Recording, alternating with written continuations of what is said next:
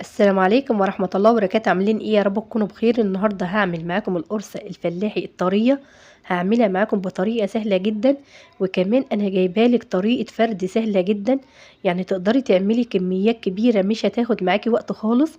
ولو القرصة بتلم معاكي وانت بتفرديها، وكمان بتنشف معاكي بعد السوا. هقولك من ايه، بس يا ريت تتابعيني للاخر.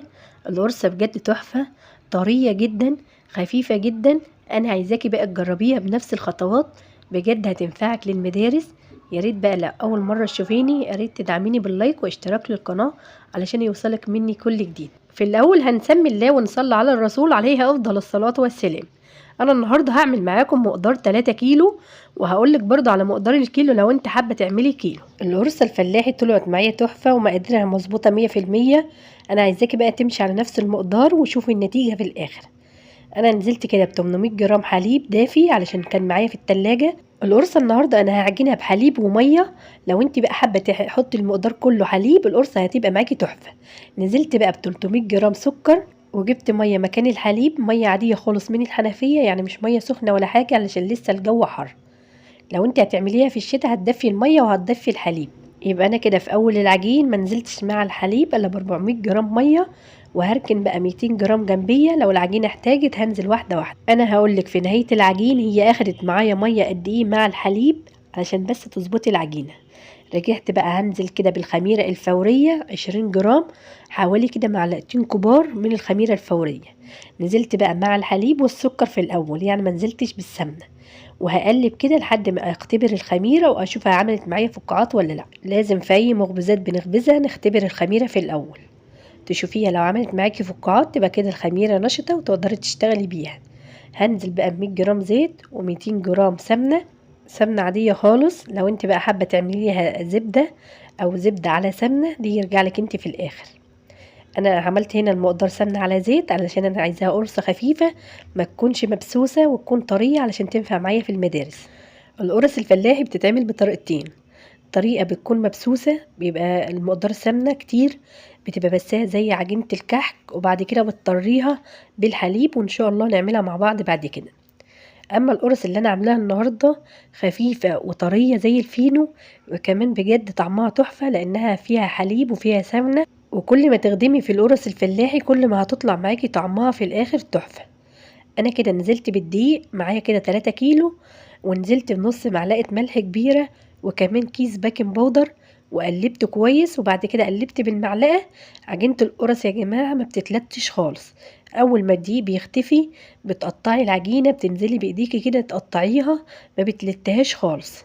العجينه على المقدار الاولاني لقيت العجينه يابسه ومش هينفع ان هي نعملها على كده. العجينه اليابسه القرصه بتاعتها بتبقى ناشفه خالص. جبت بقى الميه ونزلت واحده واحده واقرص كده في العجينه بين ايديا، واقطع كده، ونزلت بايدي التانية لحد ما ظبطت العجينه وخليتها كده ملمسها ناعم. وخدت معايا ميه 700 جرام، يبقى هي اخدت معايا حليب 800 جرام و700 جرام ميه. والعجينه ما شاء الله فيها تلزيق على بسيط، والعجينه طريه مش يابسه. حتى الايد فيها تلزيق كده، وانا بقطع جبت كده زيت ومسحت ايدي زيت وبقت اقطع العجينه. انا هقطع الكميه كلها وهسيبها ترتاح شويه. كل بقى ما العجينه ترتاح كل ما هتبقى سهله جدا في الفرد. عملت القطع قد الليمونه الوسط، حجمها على الميزان 55 جرام. لو حابه بقى تعمليها اكبر او اصغر دي يرجع لك انت في الاخر. هقولك بقى على مقدار الكيلو علشان لو حابه تعملي مقدار كيلو واحد. 450 جرام حليب، 100 جرام سمنه، 100 جرام سكر، معلقه خميره فوريه كبيره 10 جرام على الميزان، معلقه بيكنج باودر كبيره، ربع معلقه ملح. ونقلب بقى المكونات كلها وننزل بالدقيق، ونعجن العجينه في الاول ب 400 جرام ونخلي 50 جرام جنبينا. لو احتاجت العجينه ننزل واحده واحده ونظبط العجينه. انا كده خلصت تقطيع، هغطيها بكيس بقى علشان ما تعملش معايا طبقه ناشفه على وش العجينه. انا عملت كده ال3 كيلو عملتهم 90 قرصه. الكيلو هتعمليه 30 قرصة، اللهم بارك حجمهم هيبقى تحفة. انا علشان خاطر التصوير ما قطعتش الا نص الكمية. هاجي بقى في صاج كده ما يكونش ممسوح اي مادة دهنية، القرصة هتسوي نفسها. وهحط بقى القرصة كده هتكون ارتاحت، هتفرد معايا بكل سهولة. على ما بضغط عليها بتكون مدورة، واللهم بارك بتفرد بسرعة. لو حابة بقى تعمليها بالطريقة دي بعد ما ترتاح هتبقى سهلة جدا في الفرد ومش هتلم معاكي تاني. اللهم صل وسلم وبارك على سيدنا محمد وعلى ال سيدنا محمد. يا ريت لو لسه بتشوفيني يا ريت تدعميني بلايك جميل منك. يلا بقى حطوا اللايك وتعالوا نكمل مع بعض بقية الخطوات. لو ايديكي بتوجعك من القرصة الفلاحي وكل ما بتفرديها بتلم معاكي وبتوجع ايديكي، لا جيبي طبق تقيل وحطي بقى كيس فوق وكيس تحت القرصة واضغطي ضغطة واحدة، القرصة هتفرد معاكي وهتبقى مدورة. لو حابة بقى تعمليها كمان ترصيها في الصاج وتوسعيها بعيد عن بعضيها وتسيبيها بقى ترتاح، هتضغطي بقى على القرصة هتفرد معاكي على طول ومش هتاخد معاكي وقت خالص. معاكي انتي بقى كذا طريقة للفرد، لو لقيتيها بتلم معاكي سيبي القرصة ترتاح شوية وارجعي افرديها. القرصة لو اتلتت هتيجي تفرديها هتلم معاكي تاني، علشان كده قلتلك عجينة القرص ما بتتلتش خالص. انا كده خلصت الكمية وسبتها لما خمرت، غطيتها بالكيس، واول ما خمرت قمت بقى شغلت الفرن عشان اسوي الكمية كلها. اول ما الفرن سخن وطيت النار خالص زي الشمعة وحطيت الصاج وبقى تدير الصاج كل شوية علشان تديني لون موحد.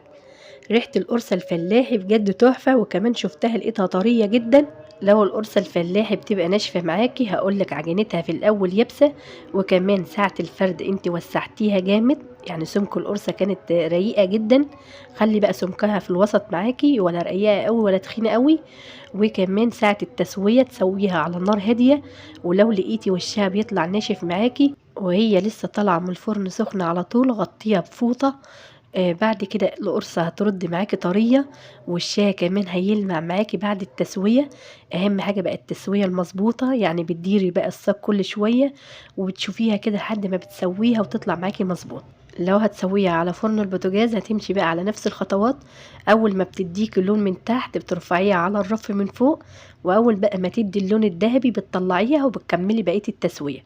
انا معرفتش بقى اصور لك الكمية كلها علشان المكان اللي انا بصور فيه نزل فيه شمس، فانا حبيت بس اوريكي التسوية من فوق ومن تحت وقد ايه ان القرصة طرية. وبعد كده انا هكمل بقى التسوية. انا علشان خاطر التصوير لو استنيت لما اخلص بقية التسوية كلها هتكون الشمس ملت معايا المكان ومش هعرف اصور لكم خالص. بجد انا حبيت بس اوريكي تسوية القرصة من فوق ومن تحت حلوة جدا، وكمان طرية جدا، وشكل القرصة بجد تحفة وطرية.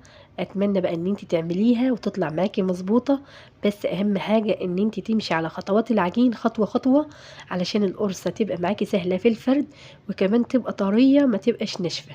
اللهم بارك، القرصة ريحتها تحفة. انا كان نفسي بجد ان انا اجيب لكم الكمية كلها بعد ما استوت علشان تشوفوا شكل القرصة في الاخر، كانت تحفة.